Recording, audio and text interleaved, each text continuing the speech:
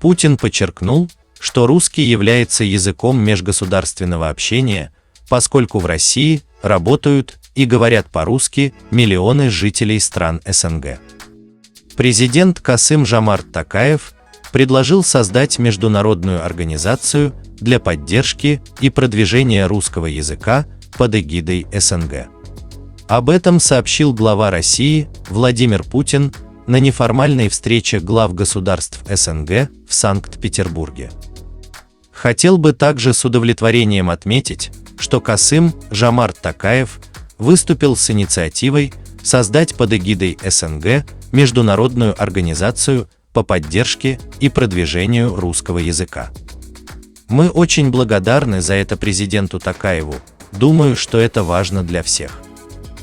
Русский язык, безусловно, является языком межгосударственного общения. Без всяких сомнений, это имеет практическое измерение. В России работают и трудятся миллионы, без всякого преувеличения, граждан СНГ, которые помогают и России в осуществлении планов развития, но и сами зарабатывают необходимые средства для поддержания своих семей, сказал Владимир Путин. Россия, по его словам, поддерживает предложение президента Казахстана и со своей стороны будет делать все для скорейшего воплощения его инициативы в жизнь.